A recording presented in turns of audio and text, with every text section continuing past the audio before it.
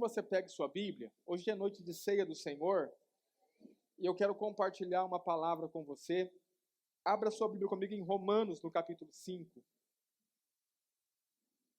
Carta de Paulo aos Romanos, no capítulo 5. Prometo aos irmãos que eu vou ser bem breve. Nós temos a ceia ainda do Senhor. Então, aí 20, 30 minutinhos eu quero compartilhar com os irmãos essa palavra. Vou ser bem rápido, bem breve e vou ser bem preciso. Amém, irmãos? Então, não vou ficar dando muitas voltas para te falar a mesma coisa. Então, você precisa prestar muito atenção para você não perder nada. Eu penso, o Senhor tem colocado essa palavra em meu coração e também tem me direcionado para compartilhar essa palavra em outros lugares, em outras igrejas, em outros ministérios, porque eu penso que essa palavra ela é um tanto quanto libertadora. Amém, irmãos? Existem algumas verdades que nos libertam, que nos fazem compreender coisas e que verdadeiramente nos libertam. Você se torna uma outra pessoa depois de você conhecer certas verdades. Do meu ponto de vista, se você conseguir entender o que eu quero compartilhar com você hoje, aqui, nesta palavra, você pode sair daqui liberto de muitas coisas, no nome de Jesus. Amém? Está com a Bíblia aberta? Você não vai fechar a Bíblia em momento algum, amém? Nós vamos ler vários textos da palavra de Deus a partir de Romanos capítulo 5. Amém? Vamos orar? Pai Santo, nós te rendemos graça. Obrigado pela tua palavra, obrigado pelo teu Espírito que habita em nós. Nós oramos para que o Senhor fale conosco, ó Deus, que a tua palavra seja revelada ao nosso coração, ao nosso espírito. Nós pedimos ao Senhor entendimento da tua palavra, no nome de Jesus. Clareza, Senhor, que o teu Espírito nos traga clareza e que nós possamos compreender aquilo que o teu Espírito quer falar conosco hoje. Nós oramos assim, pedindo, fala conosco, nos alimenta pela tua palavra. Nós oramos em nome de Jesus. Você diga amém. Com a sua Bíblia aberta em Romanos 5, versículo 12, é o que nós vamos ler. Mas nós não vamos ler agora. Olha para mim, preste atenção. Quando Deus criou o homem, quando Deus criou a terra, tem muitas pessoas que não entendem isso. Deus criou a terra perfeita. Pastor, e por que Deus criou a terra perfeita? Deus criou a terra perfeita porque não havia o pecado. Tudo de ruim que você vê na terra hoje, preste atenção, tudo de ruim que você vê na terra hoje é consequência do pecado. Imagine uma terra onde não há morte, não há enfermidade, não há sofrimento, não há dor, não há angústia. Imagine uma terra onde não há problema, onde não há briga, onde não há inveja, onde não há dissolução. Imagine uma terra onde as pessoas vivam em perfeita harmonia, sem problema, ninguém fica doente, ninguém morre, ninguém precisa de remédio, ninguém precisa de nada, apenas vive bem. Essa é a terra que Deus criou. Quantos estão aí? Os irmãos estão aí? Presta atenção. Deus criou a terra sim, e a terra deveria ser assim. Ela deveria continuar assim. Pastor, mas como que nós partimos de uma terra que Deus criou, como um jardim do Éden, como um lugar de delícias, e chegamos no que nós chegamos hoje? Guerra, fome, peste, morte, doença para todo lado, acabamos de viver uma pandemia. Como que nós saímos de uma terra perfeita para uma terra tão destruída? A resposta está aqui, Romanos capítulo 5, verso 12. Preste atenção. Portanto, como por um homem entrou o pecado no mundo, e pelo pecado a morte, assim também a morte passou a todos os homens, por isso que todos pecaram. Então, olha para mim. A terra está perfeita, tudo está muito bom. Por um homem, o pecado que não estava no mundo, ele entra no mundo. Quantos estão aí? O salário do pecado é a Aí começa o problema. Então, ou seja, antes do homem pecar, a terra estava perfeita. Você já imaginou não haver morte? A morte é uma coisa tão difícil, né, irmãos? Tão difícil de se lidar. Por mais a gente não consegue lidar com a morte. Já imaginou uma terra onde não há morte? Essa é a terra que Deus criou. E por que não permaneceu assim, pastor? Porque Adão decidiu pecar. Adão decidiu desobedecer a Deus. E quando Adão desobedeceu a Deus, o pecado que não existia nesse mundo entrou no mundo. É o que o texto diz. Por um homem entrou o pecado no mundo. E pelo pecado, a morte. Quantos estão aí? Pronto. Agora virou uma bagunça. Por quê? Porque o pecado que não estava no mundo agora está. Então, entenda algo, irmãos. Tudo de ruim na terra é consequência do pecado. Se não houvesse o pecado, nós não estaríamos como... Porque as pessoas querem culpar um monte de... é o governo, não sei o que lá, é isso, é aquilo outro. Mas deixa eu dizer para você, nós crentes temos que ter discernimento. Um discernimento amplo das coisas. As coisas só estão como estão por causa do pecado. Se o pecado não entra no mundo, nós não estaríamos vivendo como nós vivemos hoje. Os irmãos estão aí? Pronto. Pecado entrou no mundo. Aí nós temos o segundo problema. Diga, segundo problema. O único homem que nasceu não sendo pecador foi Adão. Verso 19. Nós estamos indo para o segundo problema. Olha lá, verso 19. Romanos 5, verso 19. Porque como pela desobediência de um só homem, de Adão, muitos foram feitos, diga assim, foram feitos. Quantos estão aí? Repete, diga, foram feitos. O que você entende por ser feito? Diga assim, foi feito. Tem algumas pessoas que dizem assim, olha, quando eu nasci eu não era pecador. Aí foi passando o tempo, eu fui perdendo a minha inocência e eu fui me tornando pecador. Mentira, você foi feito. Diga assim, nasceu pecador. Os irmãos estão aí? Presta atenção. Essa garrafa, ela foi feita garrafa. Como assim? Ela nasceu garrafa. Se alguém perguntar assim, o que ela é? Garrafa. Desde quando? Desde quando ela foi? Ela não era um violão antes e se tornou uma garrafa. Ela foi feito garrafa. O texto diz que por o pecado de um homem, de Adão, todos os outros foram feitos pecador. Diga assim, eu fui feito pecador. Quantos estão aí? Pastor, criancinha nasceu hoje, coisa mais lindinha do mundo. O que é? É um pecador. Mas já pecou? Não, ainda não. Porque não sabe nem o que é a vida ainda. Não pecou, mas já é pecador. Diga assim, por quê? Porque nós não nos tornamos pecadores porque pecamos. Nós fomos feitos pecadores. Por quê, pastor? Porque nós herdamos de Adão o pecado. Pastor, e Adão nasceu pecador? Não, Adão é o único homem que se tornou. Porque Deus criou ele perfeito, sem pecado, e ele decidiu pecar.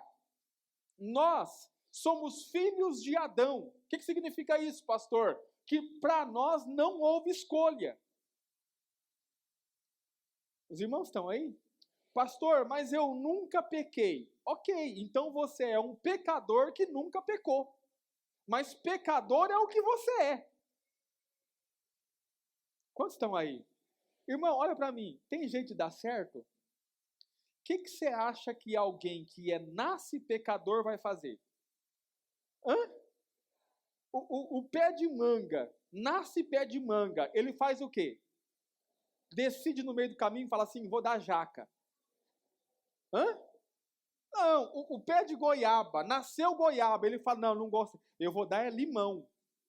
É assim que funciona? Não, o pecador, nasceu pecador, vai fazer o quê? É só questão de oportunidade. Na primeira oportunidade, eu costumo dizer que nós somos um pé de pecadeiro, né? Então tem o pé de goiabeira, de mangueira, né? Nós somos o pé de pecadeiro. O que o pé de pecadeiro produz? Pecado. Quantos estão aí? Então, nós estamos no segundo problema. Primeiro problema, presta atenção. Primeiro problema, o pecado entrou no mundo. Amém? Segundo problema, todos os homens depois de Adão foram feitos pecadores. Terceiro problema, Romanos 7. Se não bastasse nós termos sido feitos pecadores, Romanos 7, verso 19. Os irmãos estão aí? Paulo dizendo, porque não faço o bem que quero. Paulo está dizendo, o bem que eu quero fazer, não faço. Mas o mal que não quero, esse faço. Verso 20. Ora, se eu faço o que não quero, já não sou eu, já não faço eu, mas o pecado que habita em mim. Terceiro problema, presta atenção. Qual que é o terceiro problema? O pecado entrou no mundo, você nasceu pecador e o pecado ainda escolheu uma casa. Diga, quem é a casa? Você.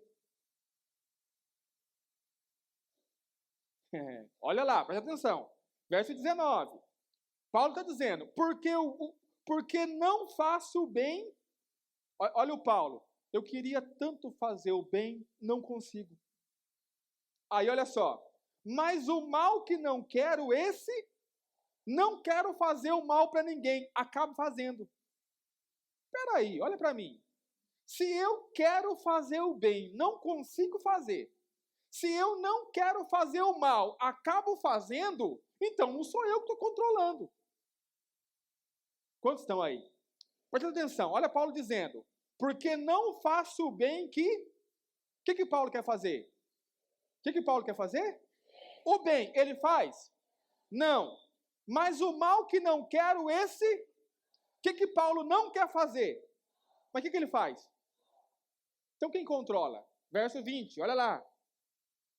Ora, se eu faço o que eu não quero, já não o faço, quem é que faz? O pecado que habita, que mora em mim. Terceiro problema, o pecado mora em você. Pastor, eu não entendi. É sobre isso que eu quero falar. Amém, irmãos? Nós vamos continuar, depois vamos voltar aqui sobre o que eu quero falar. O que é esse pecado que habita em você? Presta atenção. Olha para mim. É como que se uma outra pessoa morasse dentro de você. Com suas vontades, com os seus desejos, com as suas paixões, com os seus pensamentos. E essa outra pessoa que mora dentro de você assumiu o controle. Então, você quer fazer o bem, só que essa pessoa que habita dentro de você quer fazer o mal. Quantos estão aí?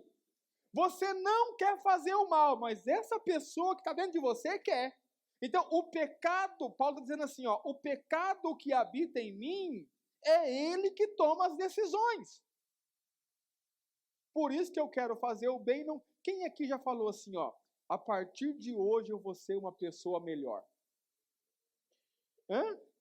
Conseguiu facilmente, né? No outro dia você era uma pessoa melhor. Aí termina o dia e você fala assim, por que eu fiz isso? Ou, né, os casais vão saber do que eu estou falando. Você fala assim, não vou brigar, não vou brigar, não vou brigar, não vou brigar, não vou brigar! Brigou. Aí você fala, gente, eu não ia brigar, por que eu briguei? Diga assim, por quê? Porque tem alguém que mora dentro de você. E que está querendo tomar o controle. Qual que é o nome dele, pastor? Diga qual? Pecado. Diga, o pecado. No singular. Amém? Pastor, então não são os pecados? Não. Não são os pecados. Os pecados são outra coisa. Eu estou falando de alguém que mora na tua carne, mora no teu corpo, habita em você, está contigo desde o dia que você nasceu. E é por isso, irmãos, preste atenção, que nós temos que entender que boa parte das coisas ruins que nós fazemos, não somos nós que fazemos. É o pecado que habita. Então isso me inocenta. Ainda bem, pastor, olha, achei que era eu. Não te inocenta. Diga assim, por quê? Porque esse pecado que habita em você passou a ser parte do que você é. Então o que ele faz, na verdade, é você que faz. Então olha lá. Primeiro problema. Os irmãos estão aí? O pecado entrou no mundo. Segundo problema. Eu nasci pecador. Terceiro problema. Além de nascer pecador, o pecado decidiu morar em mim. Quarto problema, abre lá, Efésios, capítulo 1, verso de número 7. Já vamos também começar a apresentar as soluções, né? Porque tanto problema sem solução não dá. Efésios, capítulo de número 1, abra sua Bíblia aí. Versículo de número 5 em diante. Vamos ler o 5, o 6 e o 7. O que nós queremos está no verso 7. Amém, irmãos? Você não pode se distrair. Olha lá. E nos predestinou para filhos de adoção por Jesus, diga, Jesus Cristo, para si mesmo, segundo o beneplácito da sua vontade, para louvor da glória da sua graça, pelo qual nos fez agradáveis a si mesmo no amado, em quem temos a redenção, pelo seu sangue, a remissão das ofensas, dos pecados, segundo as riquezas da sua... Coloca esse versículo 7, muda a tradução para mim, por favor. A palavra ofensa é a mesma palavra para pecado. Olha lá. Tradução King James atualizada. Nele temos a redenção, o perdão dos nossos pecados. Pastor, qual é a diferença entre pecado e pecados? Não é só que um é singular, o outro é plural. O pecado é aquela pessoa que habita em mim. Os irmãos estão aí? Os pecados são atitudes que eu faço. Pecados é sempre fora do corpo. Por exemplo, eu contei uma mentira. Os irmãos estão aí? Mentira é pecado? Então, eu cometi um pecado. Agora, olha para mim. Eu cometi um pecado porque o pecado que mora em mim me fez cometer esse pecado. Então, diga assim, pecado mora em mim. Pecados é o que eu faço. Então, vamos supor, eu vou usar aqui um pecado qualquer. Me fala um pecado qualquer aí. Roubei, presta atenção. O que eu fiz? Eu cometi um pecado, ou seja, eu fiz um pecado. Pastor, esse é o pecado que habita em mim? Não. O pecado que habita em mim é como se fosse uma pessoa que mora em mim. Foi ele, eu vi lá o dinheiro. Aí eu sei que eu não posso roubar, sim ou não? Aí eu digo assim, eu não quero roubar. Eu não vou roubar porque roubar é pecado. Aí aquela pessoa que mora dentro de mim, lembra? Sim ou não? Qual que é o nome dela? Ela fala, não, você vai fazer sim. E aí fica aquela briga, faço, não faço, faço, não faço, faço, não faço. Fui lá, peguei. O que eu fiz? Eu cometi um pecado. Olha só, presta atenção. O pecado que habita em mim me levou a cometer um pecado. Os irmãos estão aí? O pecado, uma pessoa. Os pecados, aquilo que eu faço. Solução, pastor? Primeira solução, olha lá. Nele temos a redenção, o perdão dos nossos pecados pelo seu... Todos os pecados que você cometeu ou vai cometer são perdoados pelo sangue de Jesus. Roubei, perdão, sangue de Jesus. Menti, perdão, sangue de Jesus. Tudo que você, independente do que você tenha feito, todos os seus pecados já foram perdoados pelo sangue de Jesus. Quantos estão aí? Resolveu o problema? Não. Diga assim, por quê? Porque o Senhor já falou de 4 problemas. Nós estamos resolvendo apenas um. Qual que é esse? Os pecados. Então olha para mim. É a ideia. Tem lá um pé de laranja. Um pé de laranja produz laranja. Sim ou não? Você chega assim e fala assim, ó, eu preciso destruir a laranja. Aí você começa a colher laranja. Colhe laranja. Vai matar a laranjeira? Não. Daqui a pouco a laranja produz laranja de novo. Como é que resolveria isso, pastor? Se você arrancasse a árvore pela raiz. Então, olha só. O sangue de Jesus perdoa os nossos pecados. O sangue de Jesus não resolve o problema do pecado que habita em mim. E aí você vai entender algo sério. Pastor, eu não consigo entender. O cara veio para a igreja, converteu, aceitou Jesus, batizou, foi lavado com o sangue de Jesus e continua vivendo a mesma vida que vivia. Óbvio, ele continua dominado pelo pecado. E o pecado obriga ele o tempo todo a cometer pecados. Os pecados são perdoados, preste atenção. Mas do pecado nós temos que ser libertos. Porque ele quer te escravizar. Não entendi. Eu vou falar bem claro para você entender, correndo o risco de ser simplista. Preste atenção. Há uma pessoa que mora dentro de você e que quer dominar você. Os irmãos estão aí? Vamos lá. É sobre isso que eu quero falar. Eu tenho 10 minutos para falar. Volta lá para Romanos.